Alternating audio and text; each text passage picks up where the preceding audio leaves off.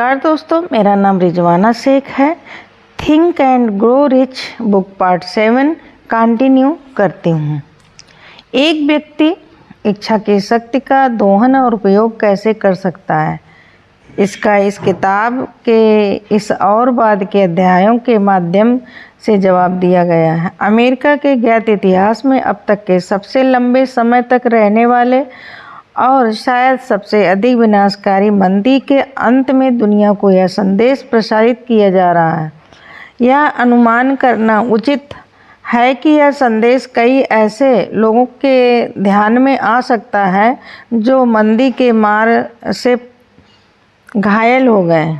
वे लोग जिन्होंने अपना भविष्य गंवा दिया है, दूसरे अन्य लोग जिन्होंने अपने पदों को खो दिया और बड़ी संख्या में वे लोग जिन्हें अपनी योजनाओं का पुनर्निर्माण करना और एक वापसी का मंचन चाहिए। इन सभी को मैं यह सोच संप्रेषित करना चाहता हूँ कि सभी उपलब्धियाँ, उनकी प्रकृति या उनका उद्देश्य चाहे कुछ भी हो सकता है, कुछ निश्चित वस्तुओं की एक तीव्र ज्वलंत इच्छा के साथ शुरू होती है। मानसिक रसायन शास्त्र के कुछ अज्ञात और शक्तिशाली सिद्धांत के माध्यम से, जिसका उसने कभी खुलासा नहीं किया है, प्रकृति वह कुछ मजबूत इच्छा के आवेग में लपेटती है जो असंभव जैसे किसी शब्द को नहीं पहचानती और विफलता जैसी किसी वास्तविकता को स्वीकार नहीं करती। अध्याय आस्था। इच्छा की प्राप्ति में विश्वास और उसका प्रतिचरण करना। धनवान होने के तरफ दूसरा कदम। आस्था दिमाग का प्रमुख रसायनज्ञ है। जब आस्था विचारों के कंपन के साथ मिश्रित होती है, अवचेतन मन कंपन को तुरंत ग्रहण कर लेता है, इसे इसके आध्यात्मिक समतुल्य में तब्दील करता है और जैसे प्रार्थना के मामले में होता है, इसे अनंत बुद्धिमत्ता को पहुंचा देता। विश्वास और प्रेम, सेक्स की भावनाएं सभी प्रमुख सकारात्मक भावनाओं में सबसे शक्तिशाली होते हैं। जब तीनों मिश्रित होते हैं, तब उनमें विचारों के कंपन के रंग का प्रभाव इस तरह होता है कि यह तुरंत अवचेतन मन तक पहुंच जाता है, जहां वह अपने आध्यात्मिक समतुल्य में बदल जाता है। एकमात्र रूप जो कि अनंत बुद्धिमत्ता से एक प्रतिक्रिया को प्रेरित करता है। प्यार और विश्वास मानसिक होते हैं, मनुष्य के आध्यात्मिक पक्ष से संबंधित होते हैं। सेक्स विशुद्ध रूप से जैविक है और केवल शारीरिक से संबंधित है। इन तीनों भावनाओं के मिश्रण या सम्मिश्रण का परिमित आदमी के विचारशील मन और अनंत बुद्धि के बीच एक सीधी संचार रेखा खोलने का प्रभाव पड़ता है। विश्वास विकसित करें। यहाँ अब एक बयान आता है जो इच्छा के अपने भौतिक या बौद्धिक समतुल्य में रूपांतरण में मान लिए गए स्वतः सुझाव के सिद्धांत के महत्व की एक बेहतर समझ देगा। अर्थात आस्था दिमाग की एक अवस्था है जिसे स्वतः सुझाव के सिद्धांत के माध्यम से अवचेतन मन को निश्चयात्मक कथन या बारंबार निर्देशों द्वारा प्रेरित या निर्मित किया जा सकता है। एक उदाहरण के रूप में उस उद्देश्य पर विचार कीजिए, शायद जिसके लिए आप इस किताब को पढ़ रहे हैं। स्वाभाविक रूप से वह उद्देश्य इच्छा के अमूर्त विचार आवेग को इसके भौतिक समकक्ष पैसे में परिणत करने की क्षमता हासिल करना है। स्वतः सुझाव पर अध्याय में सारांशित रूप में स्वतः सुझाव और अवचेतन मन पर केंद्रित अध्यायों में रखे गए निर्देशों का पालन करके आप अवचेतन मन को राजी कर सकते हैं कि आप विश्वास करते हैं कि आपको वह प्राप्त होगा जिसकी आप मांग करेंगे और वह उस विश्वास पर कार्रवाई करेगा जिससे आप अवचेतन मन आपको जो आपकी इच्छा है उसे प्राप्त करने की निश्चित योजना द्वारा अनुसरित विश्वास के रूप में वापस लौटाएगा। उसी विधि का वर्णन करना जिसके द्वारा जहाँ पहले से ही विश्वास मौजूद नहीं है एक व्यक्ति इसे विकसित करता है बेहद कठिन है। वास्तव में यह लगभग उतना ही कठिन है जितना एक अंधे आदमी को लाल रंग का वर्णन करना कठिन होगा जिससे कभी कोई रंग नहीं देखा और कुछ भी ऐसा नहीं जिसके साथ तुलना करके आप उसे वर्णन कर सकें। आस्था दिमाग की एक अवस्था है जिसे आप 13 सिद्धांतों में महारत हासिल करने के बाद इच्छा पर विकसित कर सकते हैं, क्योंकि यह दिमाग की एक ऐसी अवस्था है जो इन सिद्धांतों के लागू करने और प्रयोग करने के माध्यम से स्वेच्छा से विकसित होती है। अपने अवचेतन मन को आदेशों की अभिपुष्टि की पुनरावृत्ति आस्था विश्वास की भावना के स्वैच्छिक विकास का एकमात्र तरीका है। शायद निम्नलिखित विवरण के माध्यम से अर्थ को स्पष्ट किया जा सकता है जिस तरीके से लोग कभी कभी अपराधी बन जाते हैं। एक प्रसिद्ध क्रिमिनोलॉजिस्ट के शब्दों में कहा गया है, जब लोग पहली बार उस अपराध के संपर्क में आते हैं जिससे वे घृणा करते हैं, यदि वे काफ़ी समय तक अपराध के संपर्क में रहते हैं तो वे इसे करने और इसे सहन के आदी बन जाते हैं। यदि वे और काफ़ी लंबे समय तक इसके संपर्क में बने रहते हैं तब वे अंतिम रूप से इसे गले लगा लेते हैं और इससे प्रभावित हो जाते हैं। यह उस कथन के बराबर है कि विचारों का कोई भी आवेग जो बार बार अवचेतन मन में डाला जाता हो अंत में स्वीकार कर लिया जाता है और अवचेतन मन द्वारा इस पर काम किया जाता है, जो उस आवेग को उपलब्ध सबसे अधिक व्यवहारिक प्रक्रिया द्वारा उसके भौतिक समतुल्य में परिवर्तित कर देता है। इसके संबंध में बयान पर फिर विचार कीजिए। सभी विचार को भावुकतापूर्ण बना दिए गए हैं, दी गई भावना और आस्था के साथ मिश्रित किए गए हैं, तत्काल ही अपने आप को अपने भौतिक समतुल्य में परिवर्तित करना शुरू कर देते हैं। विचारों के अंश भावनाओं या अनुभूति के कारक हैं जो विचारों को जीवन शक्ति, जीवन और कार्रवाई देते हैं। आस्था, प्रेम और सेक्स की भावनाओं को जब किसी विचारों के आवेग के साथ मिश्रित किया जाता है तो इन भावनाओं में से अकेले कोई भी जो कर सकता है की तुलना में अधिक कारगर होता है। केवल विचारों का आवेग ही नहीं जो आस्था के साथ मिलाया गया हो, बल्कि जो किन्हीं भी सकारात्मक भावनाओं का नकारात्मक भावनाओं के साथ मिलाया गया हो, अवचेतन मन तक पहुंच सकता है और इसे प्रभावित कर सकता है। इस बयान से आप समझ जाएंगे कि अवचेतन मन एक नकारात्मक या विनाशकारी प्रकृति के एक विचार आवेग को भी इसके भौतिक समतुल्य में बस उसी तरह परिवर्तित करेगा जितनी आसानी से यह एक सकारात्मक या नकारात्मक स्वभाव के विचार आवेगों पर कार्रवाई करेगा। अज्ञात घटना का यह वर्णन जिसे लाखों लोगों ने अनुभव किया, दुर्भाग्य या खराब किस्मत के रूप में संदर्भित किया जाता है।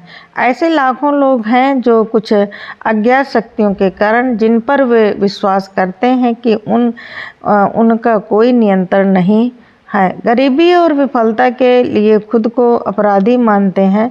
इन नकारात्मक धारणाओं की वजह से जिसे उनके अवचेतन मन ने ग्रहण कर लिया है और इसके भौतिक समतुल्य में परिवर्तित कर दिया है, वे अपने दुर्भाग्य के सर्जक स्वयं हैं। यह एक उपयुक्त जगह है जहाँ फिर से यह सुझाव दिया जाना आपके लिए लाभकारी हो सकता है कि आपके अवचेतन मन को ऐसी कोई भी इच्छा प्रदान करने के द्वारा जिसे आप इसके भौतिक या मौद्रिक समतुल्य में परिवर्तित किया जाना चाहते हैं। प्रत्याशा या विश्वास की एक स्थिति में वह रूपांतरण वास्तव में घटित होगा। आपकी आस्था या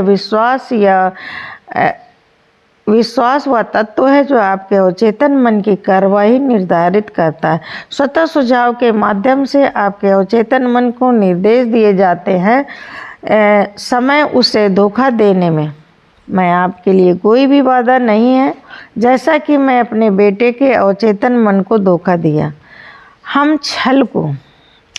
छल को अधिक यथार्थवादी बनाने के लिए जब अपने अवचेतन मन का आवाहन करते हैं, तब खुद बस उसी तरह आचरण करें जैसा आप करते। अगर वह सामग्री जिसकी आप मांग कर रहे हैं पहले से ही आपके पास होती है। अवचेतन मन किसी भी आदेश को जो आस्था या विश्वास की स्थिति में इसे दिया जाता है, जिसे क्रियान्वित किया जाएगा, उपलब्ध सबसे सीधे और व्यवहारिक माध्यम द्वारा इसके भौतिक समतुल्य में परिवर्तित करेगा। निश्चित रूप से एक प्रारंभिक बिंदु देने के लिए पर्याप्त कह दिया गया है, जिससे एक व्यक्ति प्रयोग और अभ्यास के माध्यम से अवचेतन मन को दिए किसी आदेश के साथ आस्था का मिश्रण करने की क्षमता हासिल कर सकता है। पूर्णतः अभ्यास के माध्यम से आएगी, महज निर्देशों के पढ़ने से नहीं आ सकती। यदि यह सच है कि अपराध के साथ रहने से एक व्यक्ति अपराधी बन सकता है और यह एक ज्ञात तथ्य है, तो यह भी उतना ही सच है कि एक व्यक्ति जिसके पास आस्था है उसके अवचेतन मन को स्वेच्छा से सुझाव देकर आस्था का विकास कर सकता है। दिमाग अंत में प्रभावों की प्रवृत्ति ग्रहण करने पर आता है जो इस पर प्रभुत्व जमा लेता है। इस सच्चाई को समझें और आपको पता चल जाएगा कि सकारात्मक भावनाओं को अपने मन पर प्रभावी शक्तियों के रूप में प्रोत्साहन करना और नकारात्मक भावनाओं को प्रोत्साहित और समाप्त करना आपके लिए क्यों आवश्यक है। सकारात्मक भावनाओं के वर्चस्व से युक्त एक दिमाग आस्था के रूप में जानी जाती मन की स्थिति के अनुकूल निवास बन जाता है। इच्छा पर पर्याप्त प्रभुत्व स्थापित दिमाग अवचेतन मन को निर्देश देता है जो इसे स्वीकार करेगा और इस पर तुरंत कार्रवाई करेगा। आस्था दिमाग की एक अवस्था है जो स्वतः सुझाव के सिद्धांत के माध्यम से प्रेरित की जा सकती है। सभी युगों में धर्मनिष्ठ लोगों के मानवता के लिए संघर्ष कर इसमें और अन्य सिद्धांतों या पंथ में विश्वास करने के लिए चेताया है, लेकिन वे लोगों को यह बताने में नाकाम रहे कि विश्वास कैसे विकसित करें। उन्होंने यह नहीं कहा कि आस्था दिमाग की एक अवस्था है जो स्वतः सुझाव के सिद्धांत के माध्यम से प्रेरित की जा सकती है, उस भाषा में जिसे कोई भी समान इंसान समझ सकता है। हम उस सब का वर्णन करेंगे जिसे सिद्धांत के बारे में जाना जाता है, जिसके माध्यम से वहाँ विश्वास विकसित किया जा सकता है जहाँ यह पहले से ही मौजूद नहीं है। अपने पर विश्वास रखो, अनंत में आस्था रखो। हम शुरू करें इससे पहले आपको फिर से याद दिलाया जाना चाहिए कि आस्था अनंत अमृत है जो विचारों के आवेग को जीवन शक्ति और क्रियाशीलता प्रदान करता है। पूर्णगामी वाक्य एक पूर्वगामी एक वाक्य दूसरी, तीसरी और चौथी बार पढ़ने लायक है या जोर से पढ़ने लायक है। आस्था सभी धन संचय का प्रारंभिक बिंदु है। आस्था सभी चमत्कारों और सभी रहस्यों का आधार है जिसे विज्ञान के नियमों से विश्लेषित नहीं किया जा सकता है। आस्था विफलता का एकमात्र ज्ञात इलाज है। आस्था वह रासायनिक तत्व है जो प्रार्थना के साथ मिश्रित होकर अनंत बुद्धि के साथ एक सीधा संचार स्थापित कर देती है। आस्था वह तत्व है जो मनुष्य के परिमित मस्तिष्क द्वारा निर्मित विचारों के साधारण कंपन को आध्यात्मिक समतुल्य में बदल देता है। आस्था ही एकमात्र माध्यम है जिसके माध्यम से अनंत प्रज्ञा की ब्रह्मांडीय शक्ति मनुष्य द्वारा साचबद्ध और इस्तेमाल की जा सकती है। उपरोक्त बयान का हर कोई प्रमाण देने में सक्षम है। प्रमाण सरल है और आसानी से प्रदर्शित किए जा सकते हैं। इसे स्वतः सुझाव के सिद्धांत से लपेटा जाता है। इसलिए चलिए हम अपना ध्यान आत्म सुझाव के विषय पर केंद्रित करते हैं और ज्ञात करते हैं यह क्या है और यह क्या प्राप्त करने में सक्षम है। यह एक सर्वविदित तथ्य है कि एक व्यक्ति जो अपने आप को बार बार दोहराता है, चाहे वह बयान सत्य हो या झूठ, अंत में वह व्यक्ति उस पर विश्वास करने लगता है। यदि एक आदमी एक झूठ को बार बार दोहराता है तो वह अंत में झूठ को सत्य के रूप में स्वीकार कर लेगा। इसके अलावा वह इसके सच होने का विश्वास करेगा। हर आदमी वह जो भी है उस प्रबुद्धशाली विचार की वजह से है जिसे वह अपने दिमाग के वश में करने की अनुमति देता है। वह विचार जिसे एक आदमी जानबूझकर अपने मन में रखता है और सहानुभूति के साथ प्रोत्साहित करता है और जिसके साथ वह किसी एक या एक से अधिक भावनाओं को मिश्रित करता है, प्रेरक शक्तियों का गठन करता है जो उसकी हर गतिविधि, कार्रवाई और कर्म को निर्देशित और नियंत्रित करता है। अब सच का यह बहुत ही महत्वपूर्ण बयान आता है। वे विचार जिनको अनुभूतियों की भावनाओं के साथ मिलाया जाता है एक चुंबकीय बल का गठन करते हैं जो ईश्वर के कंपन से अन्य सामान या संबंधित विचारों को आकर्षित करता है। इस प्रकार भावना के साथ चुंबकीकृत एक विचार की एक बीज से तुलना की जा सकती है जो उपजाऊ मिट्टी में बोया जाता है, अंकुरित होता है, बढ़ता है और फिर बारंबार अपने आप की वंश वृद्धि करता है जब तक कि जो मूल रूप से एक छोटा सा बीज था एक ही किस्म के अनगिनत लाखों बीज बन जाते हैं। ईश्वर कंपन की अनंत शक्तियों का एक महान ब्रह्मांडीय द्रव्यमान है। यह विनाशकारी कंपनों और रचनात्मक कंपनों दोनों से बना।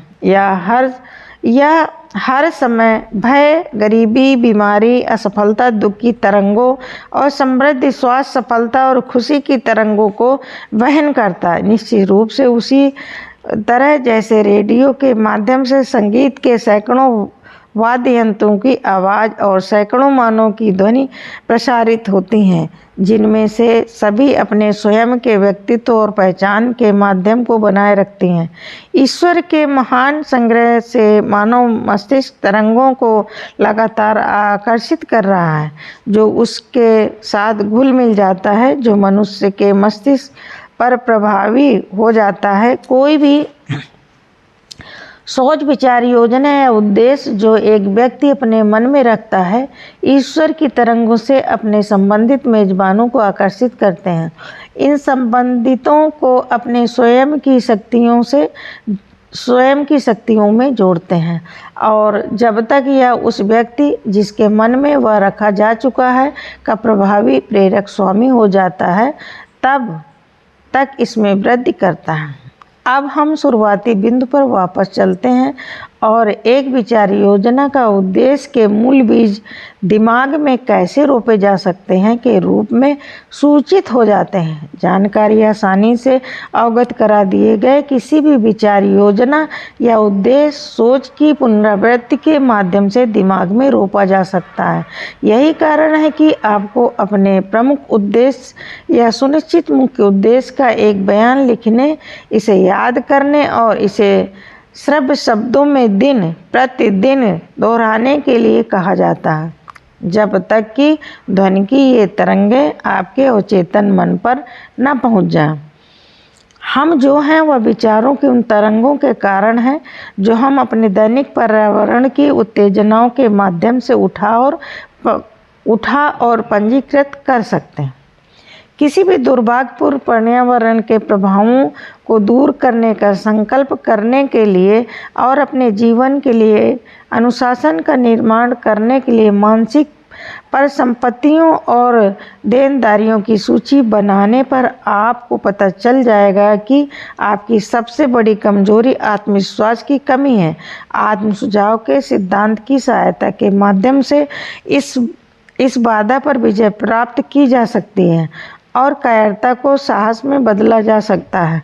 इस सिद्धांत का आवेदन लिखित रूप में कहे गए, याद किए गए और उनके आपके मन के अवचेतन संकाय के काम के उपकरण का एक हिस्सा बन जाने तक दोहराए गए सकारात्मक सोच के आवेगों की एक सरल व्यवस्था के माध्यम से किया जा सकता है।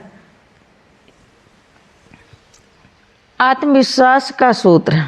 मुझे पता है कि मेरे पास जीवन में अपने निश्चित उद्देश्य का लक्ष्य प्राप्त करने की क्षमता है, इसलिए मैं इसकी प्राप्ति की ओर निरंतर कार्यवाही की अपने आप से लगातार मांग करता हूं और मैं यहाँ और अब इस तरह की कार्यवाही के लिए प्रस्तुत होने का वादा करता हूं। Thank you.